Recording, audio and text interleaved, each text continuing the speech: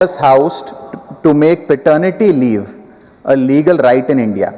Sir, हमारे देश में जब बच्चे का जन्म होता है तो बधाइयां माँ बाप दोनों को मिलती हैं, लेकिन जिम्मेदारी पूरी तरीके से माँ यानी कि मदर के हिस्से में डाल दी जाती है और हमारा सिस्टम केवल मैटरनिटी लीव को मान्यता देता है, रिकॉग्नाइज करता है। यह एक सोसाइटल फेलियर है जिसे हमारे लॉज रीइंफोर्स कर रहे हैं। सर, कानून समाज का आईना होता है और जब कानून में फादर यानी पिता की केयर गिविंग रिस्पॉन्सिबिलिटीज को मान्यता नहीं दी जाती है तो हम इंस्टीट्यूशनली यह संदेश दे रहे हैं कि पेरेंटिंग केवल मां की जिम्मेदारी, it is only and only the mother's job.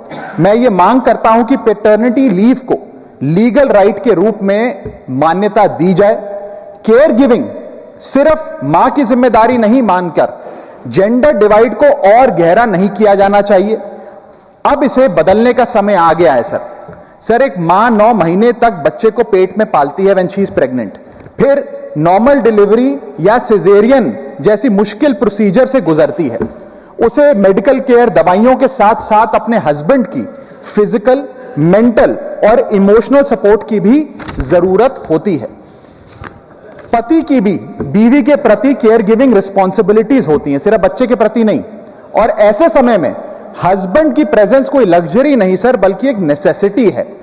आज केवल सेंट्रल गवर्नमेंट एम्प्लॉइज को ही 15 दिन का पैटर्निटी लीव मिलता है, जबकि प्राइवेट सेक्टर में यह राइट या अधिकार है ही नहीं। स्वीडन, आइसलैंड और जापान जैसे देशों में यह लीगल राइट 90 दिन से लेकर 52 हफ्तों तक की एक गारंटीड राइट के तौर पे दिया जाता है। भारत में 90% वर्कफोर्स प्राइवेट सेक्टर में है, यानी कि अधिकांश पिताओं के पास यह अधिकार है ही नहीं।